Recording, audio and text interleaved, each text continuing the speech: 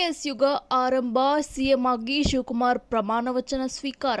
ಕರ್ನಾಟಕ ರಾಜ್ಯದ ಮುಖ್ಯಮಂತ್ರಿಯಾಗಿ ಪ್ರಮಾಣ ಮಾಡುತ್ತೇನೆ.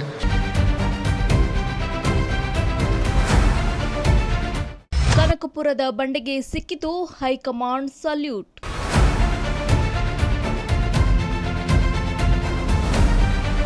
ವೀಕ್ಷಕರೇ, ಕರ್ನಾಟಕ ರಾಜಕೀಯ ಇತಿಹಾಸದಲ್ಲೇ ಇವತ್ತು ಅತ್ಯಂತ ಮಹತ್ವದ ದಿನ.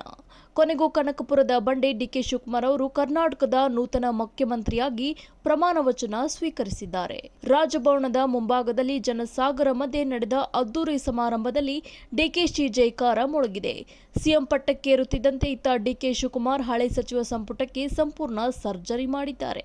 ಹಳೆಬರಿಗೆ ಕೋಕ್ ನೀಡಿ ಹೊಸಬರಿಗೆ ಮನೆ ಹಾಕಿರುವ ಡಿಕೆಶಿ ಮಾಸ್ಟರ್ ಪ್ಲಾನ್ ಹೇಗಿದೆ ಅನ್ನೋದರ ಮಾಹಿತಿ ಇಲ್ಲಿದೆ ನೋಡಿ.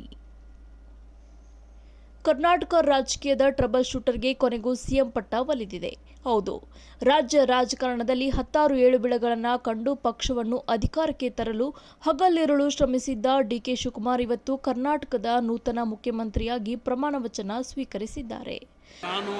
ನಾನು ಡಿಕೆ ಶಿವಕುಮಾರ್ ಎಂಬ ಹೆಸರಿನಾದ ನಾನು ಕಾನೂನು ಮೂಲಕ ಸ್ಥಾಪಿತವಾದ ಭಾರತದ ಸಂವಿಧಾನ ವಿಷಯದಲ್ಲಿ ನಿಜವಾದ ಶ್ರದ್ಧೆ ಮತ್ತು ನಿಷ್ಠೆಯನ್ನು ಹೊಂದಿರುತ್ತೇನೆಂದು, ನಾನು ಭಾರತದ ಸಾರ್ವಭೌಮತ್ವವನ್ನು ಮತ್ತು ಅಖಂಡತೆಯನ್ನು ಎತ್ತಿ ಹಿಡಿಯುತ್ತೇನೆಂದು ಮತ್ತು ಕರ್ನಾಟಕ ರಾಜ್ಯದ ಮುಖ್ಯಮಂತ್ರಿಯಾಗಿ ನನ್ನ ಕರ್ತವ್ಯವನ್ನು ಶ್ರದ್ಧಾಪೂರ್ವಕವಾಗಿ ಮತ್ತು ಅಂತಃಕರಣಪೂರ್ವಕವಾಗಿ ನಿರ್ವಹಿಸುತ್ತೇನೆಂದು, ಭಯ ಅಥವಾ ಪಕ್ಷಾತೀತವಲ್ಲದೆ, ರಾಗ ದ್ವೇಷವಿಲ್ಲದೆ ಎಲ್ಲ ಬಗೆಯ ಜನರಿಗೆ ಸಂವಿಧಾನಕ್ಕೆ ಮತ್ತು ಕಾನೂನಿಗೆ ಅನುಸಾರವಾಗಿ ನ್ಯಾಯಯುತವಾಗಿ ಮಾಡುತ್ತೇನೆಂದು ನನ್ನ ಅಜ್ಜ ಗಂಗಾಧರಜ್ಜನ ಹೆಸರಿನಲ್ಲಿ ಪ್ರಮಾಣ ಮಾಡುತ್ತೇನೆ. ಶ್ರದ್ಧಾಪೂರ್ವಕವಾಗಿ ಪ್ರತಿಜ್ಞೆಯನ್ನು ಮಾಡುತ್ತೇನೆ. ಲೋಕಭವನದಲ್ಲಿ ನಡೆದ ಸಮಾರಂಭದಲ್ಲಿ ರಾಜ್ಯಪಾಲ ತಾವರ್ಚಂದ್ ಗೆಹ್ಲೋಟ್ ಪ್ರತಿಜ್ಞಾವಿಧಿ ಬೋಧಿಸಿದರು. ಸಿಎಂ ಆಗಿ ಡಿಕೆ ಶಿವಕುಮಾರ್, ಉಪಮುಖ್ಯಮಂತ್ರಿಯಾಗಿ ಡಾಕ್ಟರ್ ಜಿ ಪರಮೇಶ್ವರ್ ಅಧಿಕಾರ ಸ್ವೀಕರಿಸಿದರು. ಇನ್ನು ಇವರಿಬ್ಬರೊಂದಿಗೆ ಇನ್ನೂ 12 ಮಂದಿ ಶಾಸಕರು ನೂತನ ಸಚಿವರಾಗಿ ಡಿಕೆಶಿ ಸಂಪುಟ ಸೇರಿದ್ದಾರೆ. ಈ ಮೂಲಕ ರಾಜ್ಯದಲ್ಲಿ ಡಿಕೆಶಿ ಯುಗ ಅಧಿಕೃತವಾಗಿ ಆರಂಭವಾಗಿದೆ. ಮುಖ್ಯಮಂತ್ರಿಯಾಗಿ ಸೈನ್ ಹಾಕ್ತಿದ್ದಂತೆ ಡಿಕೆ ಶಿವಕುಮಾರ್ ತಡ ಮಾಡದೆ ತಮ್ಮ ಶೈಲಿಯಲ್ಲಿ ಆಡಳಿತದ ಚಾವಟಿ ಬೀಸಿದ್ದಾರೆ. ಕೇವಲ ಪ್ರಮಾಣ ವಚನಕ್ಕಷ್ಟೇ ಸೀಮಿತವಾಗದ ಡಿಕೆಶಿ ಇಡೀ ಸಚಿವ ಸಂಪುಟವನ್ನೇ ಕಂಪ್ಲೀಟ್ ಆಗಿ ರೀಬೂಟ್ ಮಾಡಿದ್ದಾರೆ.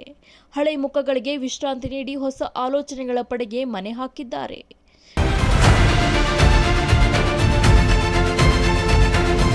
ವೀಕ್ಷಕರೇ, ಏನಿದು ಡಿಕೆಶಿ ಸಂಪುಟ ಕ್ರಾಂತಿ ಅನ್ನೋದನ್ನ ನೋಡೋದಾದ್ರೆ, ಡಿಕೆಶಿ ಅವರ ಹೊಸ ಸಂಪುಟದಲ್ಲಿ ಈ ಬಾರಿ ಜಾತಿವಾರು ಪ್ರಾತಿನಿಧ್ಯದ ಅಡಿಯಲ್ಲಿ ಕಾಂಗ್ರೆಸ್ ಹೈಕಮಾಂಡ್ ಸಚಿವ ಸ್ಥಾನವನ್ನ ವಿಂಗಡಿಸಿದೆ. ಆ ಪೈಕಿ ದಲಿತ ಸಮುದಾಯಕ್ಕೆ 3 ಸಚಿವ ಸ್ಥಾನ, ಲಿಂಗಾಯತ ಸಮುದಾಯಕ್ಕೆ 3 ಸಚಿವ ಸ್ಥಾನ, ಡಿಕೆ ಶಿವಕುಮಾರ್ ಸೇರಿ ಒಕ್ಕಲಿಗ ಸಮುದಾಯಕ್ಕೆ 3 ಸಚಿವ ಸ್ಥಾನ, ಕುರುಬ ಸಮುದಾಯಕ್ಕೆ 2 ಸ್ಥಾನ, ಪರಿಶಿಷ್ಟ ಪಂಗಡ, ಮುಸ್ಲಿಂ ಸಮುದಾಯ ಮತ್ತು ಕ್ರಿಶ್ಚಿಯನ್ ಸಮುದಾಯಕ್ಕೆ ತಲಾ 1 ಸಚಿವ ಸ್ಥಾನವನ್ನ ನೀಡಲಾಗಿದೆ. ಒಟ್ಟಿನಲ್ಲಿ ಕರ್ನಾಟಕದ ಮುಖ್ಯಮಂತ್ರಿಯಾಗಿ ಅಧಿಕಾರ ವಹಿಸಿಕೊಂಡ ಮೊದಲ ದಿನವೇ ಡಿಕೆ ಶಿವಕುಮಾರ್ ನನ್ನ ಹೆಗಲ ಮೇಲಿರುವುದು ಕೇವಲ ಮುಖ್ಯಮಂತ್ರಿಯ ಜವಾಬ್ದಾರಿಯಲ್ಲ, ಬದಲಿಗೆ ಕೋಟ್ಯಾಂತರ ಕನ್ನಡಿಗರ ಕನಸುಗಳನ್ನು ನನಸು ಮಾಡುವ ಪವಿತ್ರ ಕರ್ತವ್ಯ ಅನ್ನುತ್ತಲೇ ಅವರು ಸಂಪುಟ ಪುನರಾಚನೆಯ ಮೂಲಕ ಭಾರಿ ಸಂಚಲನ ಸೃಷ್ಟಿಸಿದ್ದಾರೆ. ಡಿಕೆಶಿ ಆಡಳಿತ ಯಾವ ರೀತಿ ಮುನ್ನಡೆಯಲಿದೆ ಅನ್ನೋದನ್ನ ಕಾದು ನೋಡಬೇಕಿದೆ. ಕ್ಷಣ ಕ್ಷಣದ ರಾಜಕೀಯ ಅಪ್ಡೇಟ್ಗಳಿಗಾಗಿ ನೋಡ್ತಾ ಇರಿ ಸೆಂಚುರಿ ಟಿವಿ. ಬದಲಾವಣೆ ಕಡೆ ನಮ್ಮ ನಡೆ. ಸೆಂಚುರಿ ಟಿವಿ ಕನ್ನಡ ಚಾನಲ್ ಅನ್ನು ಸಬ್ಸ್ಕ್ರೈಬ್ ಮಾಡಿ, ಲೈಕ್ ಮಾಡಿ, ಕಾಮೆಂಟ್ ಮಾಡಿ, ಶೇರ್ ಮಾಡಿ.